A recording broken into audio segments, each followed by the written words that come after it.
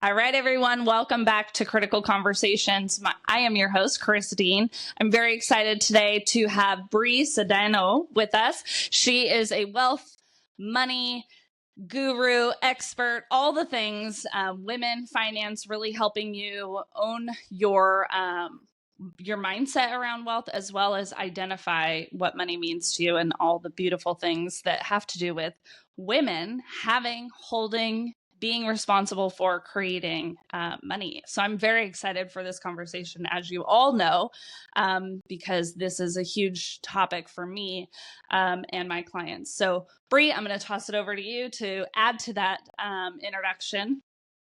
Oh, all right. Beautiful. So I started in finance in 2013. And I was like an investment advisor. I sold stocks and bonds and mutual funds and all those things. And my clients were coming to see me, and these are smart, successful, amazing people, but they were coming to see me with credit card debt, like from their first marriage. People coming to see me making several $100,000 a year and having like, you know, $500 in the bank. And I started to really realize that most of the problems that my clients had weren't going to be solved with like better investments. Really, like it wasn't the thing. And so I started working. On, well, first I started with budgets, and I would make these sexy budgets, like real good, like spreadsheets for days, like real, like, if you're into spreadsheets, the sort of thing that would like make your face tingle. And nobody did them. Like I was calling, I was checking in. I was like, what's going on with this sexy budget I gave to you? They're like, yeah, I didn't do it. And I was like, that's devastating news. So then I started working with clients on habits, and that worked a little bit better. And then I started working on mindset, and that worked way, way better. And then I started getting into like emotional intelligence and nervous system regulation with my clients. And then we started to really, really see massive, massive successes and differences. And so 2017, I started my own business, and the rest is kind of history. The rest is history. I love it. What initially drew you to the world of finance? Because that is a very male-dominated industry. So before I got into that, I worked at a local nonprofit. I wrote grants at my Boys and Girls Club locally, and I loved my job. There was a period of time where I really, really loved it, but I got married young, so I already had a mortgage and a kid, and I had like real adult bills to pay, even though I was in my 20s. And I taught myself how to trade stock options to supplement my income, which is highly stressful and is a lot like gambling. And it's actually not a path that I like teach on or recommend. You have, you have to really be white knuckling it. It was irresponsible, to be honest, but I did it. And so at some point after that, I like outgrew my position. I was really miserable, and I was whining to my mom one day, and I was like, Mom, I just hate my job. And she was like, well, you taught yourself how to trade stock options, so why don't you get a job as a financial advisor past the Series 7? That's like the hardest part about it. And I was like, oh, that's a good idea. And so that's what I did. Okay. Amazing. So from a very young age, you dove into responsibility. You adulted at an early age. How was that experience for you? Like what did you learn in that? Do you like about money? Yeah, about money. Because the reason I'm asking this is because I'm 37 and I think I'm just now figuring out money. Oh, so right. in your 20s, I want to understand. All right. So I got married. I think I was 22 when we got married. We'd been together years before that, so I might have been 23. I don't know. My anniversary just was last weekend. And anyways, so when we first moved in together, we were making not enough money to make any mistakes. Like we did not make enough money. Like if I was wrong on a bill, like it was impacting our grocery budget, like there was no extra money. Like we were spending all of our money on our bare necessities. And so I had to get really like I didn't have a tight budget. I had like tight cash flow. Do you know what I mean? Like, I wasn't like, oh, let's just restrict our spending. It was like there literally wasn't any money. Cash. Yeah. And at the time, like, we had credit cards, but like, what kind, like we had a credit card with like a $500 limit and, things like that. And so I got really, really good at managing money. And I actually I started, and I call it like I invented the invisible system, which is something I like now teach courses on, because all of the budgeting methods, like all of the put your plan together and get a spreadsheet, none of it worked like in real life. Like I could not make it work because my husband and I shared the same bank account. We each had debit cards. And so it would just go awry. Like having a budget would just go awry. So we needed like systems like to actually make the budget happen, because otherwise otherwise none of it worked. And so in time, that's the same system that I've been teaching. I've sold like thousands of courses that teach the invisible system, and that's but that was kind of how I got started with it. And then honestly, I'm just real nosy. Like I want to know like what makes you tick. I want to see the way that your money flows through your life. Like when you read somebody's bank statements, like you know everything that there is to know.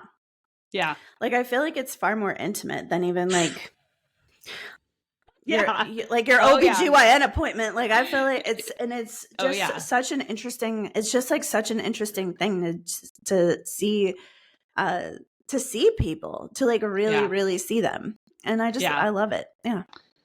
Yeah, it's interesting when you said that. I was like, "Oh my god, if you looked at anyone's bank statement, you would definitely would know more about them, because our spending habits are so like that's the truth of who you are, of what you perceive as your value, what your values are, right? Because where we're spending our money is really what's important to us, right? Or how we're habited to spend our money, right? So when I grew up, I didn't grow up, nobody talked about money. Money was just like, there was never enough of it. That's all you needed to know. We don't look at it. We avoid it. Don't even open the bank statement. Don't open the credit card, where there's never enough, right? So that's kind of how I grew up. So when I made that comment of, I'm 37 years old and I'm just now figuring out money, I'm being quite honest, because in my 20s, it was just like whatever I wanted, and this is the entrepreneur mindset. I just would go to work. I just work more, put more time in, make more money. Great. So that was like my 20s, right? Is you just did more. And now in my 30s, it's like, okay, how do you make a business work for you so that you're not a slave to your business? And part of that is getting really intimate in your money, in your spending habits, and really developing new systems and a better relationship with it. So it takes looking at it, right? So when you are teaching people, about money or all of this, where are you starting? Do you mean like where are you starting with people? Like what are the initial questions that you're getting into? All right. So it depends. So, and some of my, it depends on where clients come see me. And so some clients are coming to see me making plenty of money and they have no control over it. And so we're probably going to start there looking at their finances. Some clients are so exhausted of restricted budgets and they just need systems and they need things where it can take up a little bit less mental load. And so then we're doing that kind of work. A lot of my clients come see me with decades old relationships with credit card debt. And then we work on changing the habits and kind of shifting that. And then a lot of my clients have businesses and they come to see me to make a shit ton of money. Yeah. Because that's an area that's so juicy, because it really stretches who you think you are. Like it will, there's different sets of belief, like systems and structures that are in place for each one of the social classes. And it's nuanced. It's so nuanced. So if you grew up and your parents never talked about money and now you're an entrepreneur, so like an employee mindset is different than an entrepreneur mindset. And so that's one thing. But also, like, let's just say, for example, and I don't know how you grew up, but if you grew up, like, let's say middle class, well, now you have the capacity to be upper class. There's all these new belief systems that need to be looked at and all these old belief systems that are no longer appropriate. So it just depends on where clients come. It just depends on where they are in their journey when they come to see me, where we're getting started. But no matter what, you have to look at it. You have to look at the money. Which is tricky because for a lot of people, it's almost like money's so tied into survival, so that sometimes we avoid things because we actually feel like quite a bit panicked or, activated, like our body feels activated when we look at our money. And so we just we really just put it off. And um, that's not like a character flaw. I just want to point out to everybody that there's sometimes we have to like actually look at like, some body based, systems and like Yeah. somatics and things like that to be able to even get there. Yeah. I feel like Yeah. that's worth mentioning because sometimes people beat themselves up so harshly, and it erodes a sense of self-trust, or they think that they're bad at money or they don't have willpower, like there's something wrong with them. And you're like, actually, it just looks like you're real stressed out about this. Let's just clean that up. Let's just take Yeah. care of that. Yeah. Yeah. 100%. I totally agree with you. I mean, when I first started to be like, okay, I'm tired of the narrative of there's always just enough, which is the realm I played in for a very long time. There was always just enough to do whatever the fuck I wanted, pay all the bills, like I had a beautiful life. I could eat out whenever I wanted. I could get my nails done. Like I could do anything I wanted, but it was like I never peaked into the abundant state where it was like, yeah, I'll donate $1,000 to this organization or, work less. Ha, or like have a business with passive income that's working for you. Like, so talk to me about that mindset, because I think most of us are really good. I think, you can disagree if you want, but I think that we live in a world where most of us live in that kind of like middle ground where like, we're pretty good. We're pretty good. We have enough money. It's kind of there. It's happening. We're hanging out. But how do you tack up in life and get to that place where there's more than enough and it's really not this like panic of like, oh shit, am I going to be able to make payroll this month, kind of a thing. Oh, that's such a juicy, good question. All right, so there's a few layers to that. So Yes. a lot of us have. So listen, all human beings have like survival hardware in our brains, and so money is very much tied to survival in your brain and body. And so it's what can get really tricky. Where it's like, how do you say it? So a lot of times we'll set the goal for the things that we need. So let's say after I pay my payroll and I pay for everything, let's just say I need $10,000 a month. We'll make the math easy. So if I set my goal for the 10,000, it covers my need. I play a really tight game with myself, and there's some exhilaration and some cortisol that's really close to that limit because so let's say I make the 10,000, but then 2 weeks goes by and now I'm back into lack, right? I'm Yeah, back into not having enough. exactly. And now I'm using that cortisol to be able to do things. So, and then for a lot of people, when they get beyond that, it feels so uncomfortable for them so let's just say you need 10,000, but you end up with a $20,000 month. Yeah. That can actually cause like a visceral upset in your body, Mm-hmm. because it's so different. And like logically we're like, yeah, and way better, by the way. But like your body's like, whoa, this is really weird and different. And what also happens when we have like a big cash influx is that our mindset kind of gauges how far our mind goes.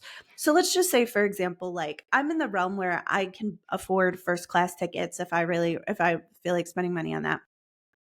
And I can like dream about potentially chartering a private jet. But to me, like owning a private jet and paying for like private jet staff is really, really far away from like where I'm at. And so that's not a place my mind really goes.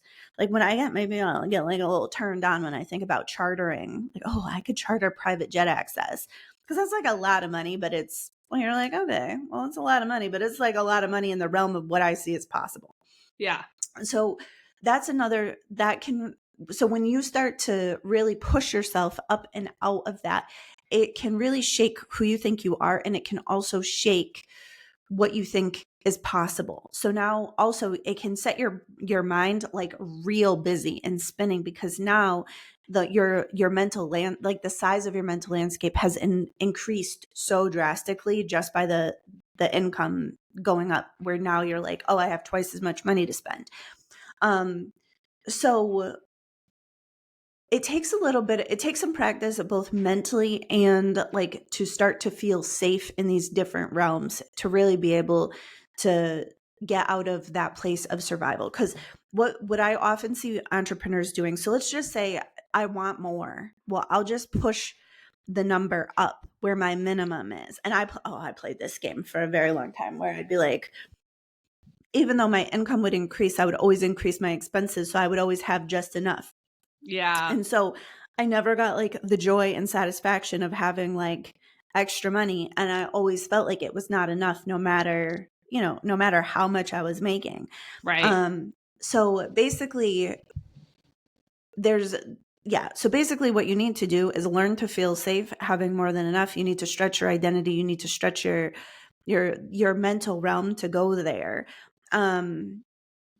And it's tricky because most of the time it happens in the goal setting. So like what I notice for a lot of my clients is there's like this sneaky goal. So let's just say you're like, all right, well, 10,000 is my minimum, 20,000 is what I want. And then we like negotiate and like we talk ourselves back down to the 10,000 and we'll be like, all right, well, if I just get this much, I'll have everything that I need.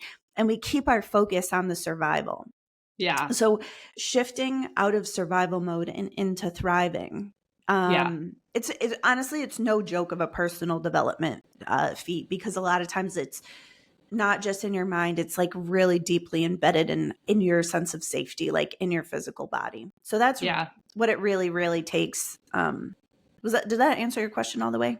Yeah, I think so. Good. I mean, I want to keep talking about this though, because I think that that's the edge where a lot of successful, and define success however you want. But I think a lot of women who are like, okay, it's my turn. I'm going to go out. I'm going to make the money. I have this great idea. I'm going to do this thing. Women are trying to stretch themselves, but we are so good at talking ourselves out of being worthy. Exactly what you just ended by saying is we're really good at giving ourselves that range and then being like, well, it's okay if it's only this. So talk to me about how you break through some of those limiting beliefs and really find the safety within the body to stretch, to be more. Yeah. So around worthiness, for a long time, I tried to convince people that they were worthy. And honestly, it is ineffective. I found it doesn't really work. And so what I started to realize was that if you could be okay being worthy and you could be okay being unworthy, you're way better. You're way better off. You're way more likely to be regulated. You're way more. And so one day I was driving to the airport, and this was just like an intimate little moment I had with myself. I was just driving, and the sunset was so beautiful. It was like, when it's all like cotton candy and purple and orange and everything looks like magical. And I'm just driving and I was like, oh my God, like, what could I have even done to deserve this? And I'm like, nothing. And the idea of worthiness, I don't know, I just got like this little download and I was like, the idea of worthiness is so hilarious, because when you think about like the aspects of your life that you've earned, they're so small compared to the aspects of your life that were legit just handed to you. Like, look at, you have that nice little body over there. What'd you do to earn that? Nothing. Your mom just grew that for you. Your parents had a time and you got a body. And it's like, what'd you do to, like, what could you possibly ever do to earn a day at the ocean, or to like the air that you breathe that's just so readily available? And it's like, there's nothing that you could do to earn these things. And when we think about worthiness, we're often thinking about like earning the ability to steward something, the ability to like, keep a handle or control over, or like good usage of. And when you really think about like all that you've done versus all that was just handed to you, the worth of what was just handed to you, and you are completely, and it's like unworthy in the fact that it's unearned. Like it's unearned. It's just, you just bestowed upon you. And so anyways, that idea had me thinking that I'm like, oh my word. And it hit me, and I was like, I was so grateful for the fact that I don't have to earn every breath. I don't have to earn my heartbeats. I don't have to keep track of these things. And I'm like, oh my God, I'm so hilariously unworthy of like basically the vast majority of the things that I love and enjoy in this lifetime. And so what I found with clients is being able to be both works better than trying to always convince yourself that you're worthy. Trying to always be on the side of your judgment that says, "Oh, I'm worthy of this," because then it just doesn't work. It's like, "Oh, you got a free upgrade at the airport," and you're like, "What did I do to deserve it?" And you're like, "Nothing." Like I have great luck. And so sometimes, actually, the vast majority of the time I go to the airport, I get upgrades. Like, I get upgrades all the time. And most of the time I'm not paying for these things. It's just like a lucky thing. But it's when you feel like you have to deserve it and you have to be worthy of it and you have to earn it and you have to pay for it, you have to do something, it makes your life so much harder. And when you're cool to just be like, I am deliciously unworthy. Like, I am blissfully unworthy. Like, it opens up your capacity for enjoyment, and it opens up your capacity to just like fucking take it easy a little bit. Yeah. It's kind of like because I said so. Yeah, it's like, oh, yeah. But it takes a lot of the pressure off. So when we Yeah. feel like when we're always looking for that worthiness, you know, it's it just adds so much pressure, and we're always looking at the conditions, like, for what I have to do to meet this sense of worthiness, which is funny because like you set all of that. Like, Yeah. it's like your little rubrics of like, what you need to do to be worthy. Like, we might have different senses of worthiness anyways, but it's just a tricky thing because everybody that I've ever worked with, no matter how successful or even like happiness, we all have these conditions that we set on our own worthiness. And I think that's worth looking at those conditions, because that's mindset work. You can really like look at your mind and be like, does this condition make sense? Is this true? Like, do I actually need to be on time for, Yeah. to No. be loved and to be worthy of belonging? But when you take it like that step further to be like, actually, I'm super unworthy. And not only am I cool with that, but I'm like blissfully, joyfully, like enjoying that unworthiness. I think it just opens something up in your mind where then you're like, Yeah. where the rest of the worthiness conversation starts to just like, we get to like shed a little humor on it and be like, oh my God, I have like the sun, the literal sun will like kiss my flesh anytime I step into it. And I'm worried about being 5 fucking minutes late. Like, I'm hilarious. It's just like Yeah. brings a little humor to it. Yeah. Lightheartedness. I love it. Yeah. I really love this. I have a question around, you know, obviously the work that I do with clients it's a ton of mindset work. And I think it's interesting how many limits we put on ourselves. But one of the limits I want to talk about is people saying, oh, it's so expensive. Oh, it's so expensive. It's so expensive. And I hear the word and it like almost triggers me sometimes because I'm like, just stop saying that. Just stop saying that. And I want to know what your thoughts are around language, because I think that in mindset work, when we're becoming masters of our mind, when we're really looking at creating more of what we want in life, it really does start in the mind. So what are your thoughts around hearing the word expensive? What I've come to understand about the word expensive is it literally doesn't mean anything. When I really think about it, I'm like, all right, so it means that there's a high cost to the value that somebody thinks they're getting in this particular set of circumstances. I think that's the nicest way to put it.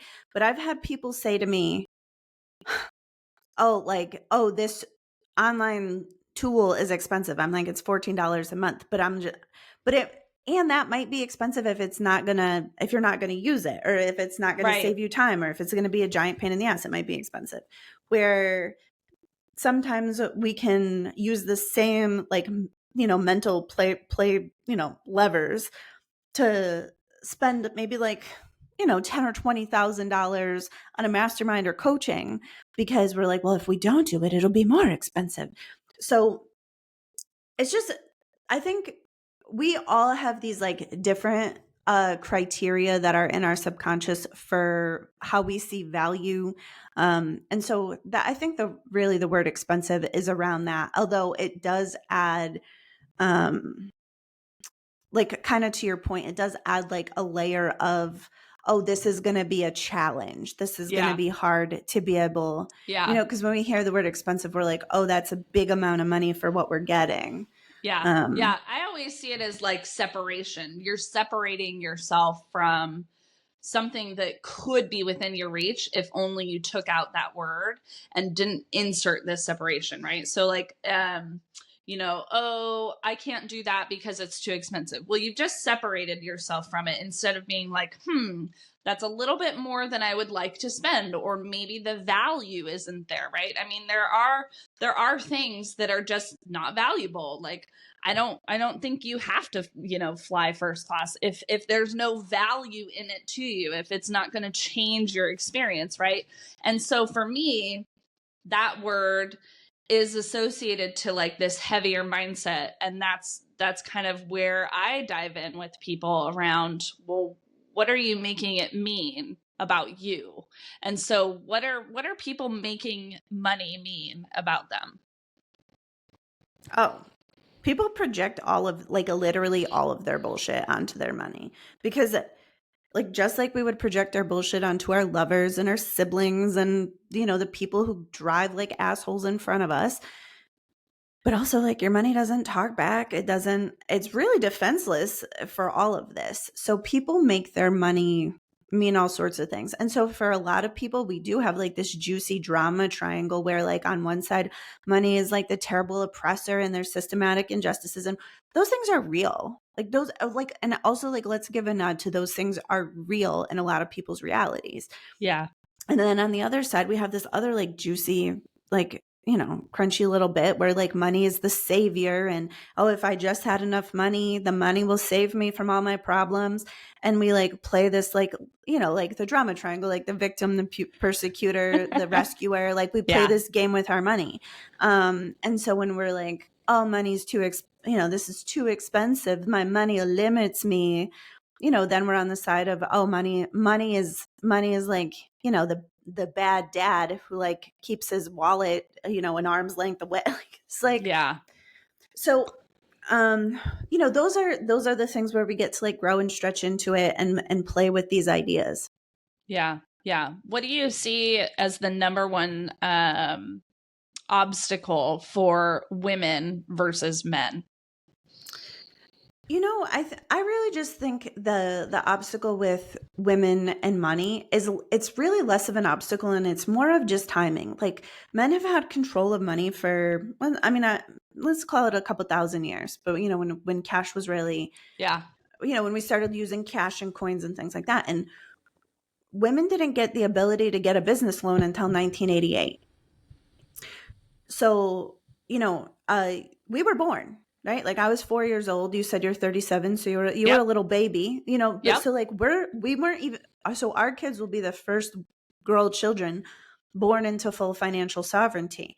And things like all of the subconscious programming and how we understand these things, that stuff takes time. So the work Yeah. that we're doing is really laying the foundation. And so I think it's less of an obstacle. Like, I think the obstacles are more or less clear, but now it's like, all right, well, you have full financial sovereignty. So we have to learn how to work with that. We have to learn to ask for the raise when it's time. We have to learn to set our fees. We have to learn to set boundaries. We have to learn to like negotiate and do these things. And up until very recently, it wasn't women's work to do, to be honest. Yeah. So I think that's really the thing. And I think when we can kind of come at that, like, again, gently with ourselves, so that way, Yeah. we're not wrong and bad, but, and also we get to have that full relationship with money where it's spending, earning, saving, investing, growing, giving, receiving, all of it. And for many years, the only real job women had with money was spending it. Yeah. Yeah. Interesting. It really wasn't. Yes, you're It really totally wasn't. right. It really wasn't all. We didn't have access to all these things. So there's a ton of, just social. I mean, it's social conditioning and it's Yeah. personal use, and it's honestly learning how to feel calm and safe with it. Because Yeah. a lot of the women that I work with, like smart women, these are successful, making lots and lots of money in their business, but still sometimes like having too much money freaks them out, or spending too much money. And I'm talking like visceral level freakouts, like fight or flight response level freakouts. Wow. Interesting. Yeah, when you were saying that, it reminded me of when I really dove in my early 30s to what's money, what's my relationship to money. I really had to heal my anger towards my mom for not teaching me, and that piece about that history and understanding she wasn't born into a system that I was. Um, she didn't have a lot of the freedoms I had. It really allowed me to not only heal my mother relationship, but also my relationship to money, to be like, wow, actually, I'm just in this beautiful phase of becoming where it can be whatever I want, which is so exciting. So how much of your work is kind of just shining that light on people and being like, hey, this is still pretty, like, this is pretty new. Like, Yeah, a lot of it. yeah, A lot of it. And I think just looking at these things, and also like the way that men and women operate in the world is different. So a lot of the financial advice that's out there was written by men, for men's brains, for men's bodies, and assuming that somebody was at home taking care of the laundry and the cooking and the children. And yeah, I think we need to, like for women to really progress in this world, I think that's a whole separate conversation, because to me, success does not look like the way Napoleon Hill wrote it. right. I don't Yeah, want that. I don't want that life. Like I'm into like a 20-hour work week. Like I yeah, want time to like mother my children and make sourdough bread. And listen, I know that that's not for everybody, but I'm just saying like the ways that success has been portrayed to women doesn't work for our bodies once we get past like 40. Like when you're yeah, in your 20s, like you said, you can just go work harder. You can do it the same way a man does. But yeah. our bodies don't tolerate that forever. And No. so, I see a burnout for women. It depends on their exact business structure, but it's somewhere between like, 100,000 and 500,000. Like there's this place where we have to learn that everything about success won't take us the way that it takes men. It Yeah, doesn't. It doesn't yeah, work. Women are burning out. We see burnout everywhere. Oh, like you go on the coaching spaces, burnout coaches everywhere, adrenal fatigue everywhere. And so we have to start to look at like, all right, well, these recipes for success, we have to really rethink this. Like yeah. beyond just a conversation with money, but just like all, the whole thing, The whole thing, the whole the whole, thing, the which whole the thing. book, it's funny you said that. I was like, wait a minute, I'm like racking my brain being like, okay, what business book or money book have I read by a woman? And I can't find one. Well, I have But one. It's coming. I know. I It's a have, great segue. So tell us, you have one, it's coming. And I'm so fucking excited because I love what you said. Our bodies are just, we're not like, it's not the same. And I remember there have been times where I'm like on my period, it's a period from hell. And my husband's like, looking at me like, what are you doing today? And I was like, I'm fucking bleeding. I'm bleeding everywhere. That's what I'm fucking doing today. What are you doing? And he's like, I'm going to go to work. And I'm like, bye. I'm going to yeah, lay in bed because my body, like, you bleed, and then let me know what you're going to do for the day. If you want to trade places, would love that. Anyways, yeah. I'm also a big fan of taking a full day off for the first day of my cycle. yeah, That's because it's psycho. also, I'm not my kindest day, like Yeah, I'm not like fit for consumption that day. Like I'm not like, like that's not yeah, the day to have to make a lot of phone calls or yeah, talk to a lot of people. exactly. Yeah, so the book comes out. It's called Cash Confident: Practical Money Management for the Modern Woman. And the things that I teach in that book are the things that I've learned from coaching thousands of people over the last like 12, 13 years. Um, I teach I teach about scarcity and how it impacts our mind, our bodies, how it impacts our behaviors, how you could recognize it. I teach the things like how to control your spending without like judging and shaming yourself, how to look at the balance between your time, your money, your energy, and how those resources kind of play together. I teach the invisible system, which is a no budget system to manage household finances. What else? I teach some of the money mindset work and some of the energetics around wealth. But really it's a practical book. It's easy to read. It's not too long. It's a fairly short book. I want it to be really, something that you could sit down, read in an afternoon, implement that weekend, and like have a better relationship with money, like you know, I love it. not like immediately, but like, you know, in Yeah. a really small amount of time. So it I comes love out it. December 3rd. It's available wherever books are sold. You can, you know, you can look online. You can pre-order it right now. It's already ready. Amazing. Well, I think it would be amazing. I'm gonna get it. I'm gonna read it, and then I'm gonna have you back if you'll join us again, because I would I always love think to. I think it'd be really fun to compare what I learned and what you brought to the table. So I will definitely go pre-order that. What is the name of the book again, just for anyone who may have missed it? Sure. Cash Confident, Practical Money Management for the Modern Woman. Cash Confident. Brie, amazing. I think you're hysterical. I feel like you would be epic on Saturday Night Live. Thank you. What a good Yeah, compliment. I'm just getting that vibe. Where do you want people to find you? Where can they connect with you? Yeah. So I'm on Facebook, Instagram, YouTube. I have a podcast that's also called Cash Confident. That's where my juiciest content is in the free realm. I used to make a lot more on Meta, but then it became like very difficult to like find and Yeah. use and stuff like that. So YouTube or the podcast are probably the best places to find me. Awesome. Amazing. We'll make sure all that information is linked below so you guys can connect with Brie and learn how to become your own cash confident woman. Thank you again. And everyone will look forward to seeing you at the next Critical Conversation.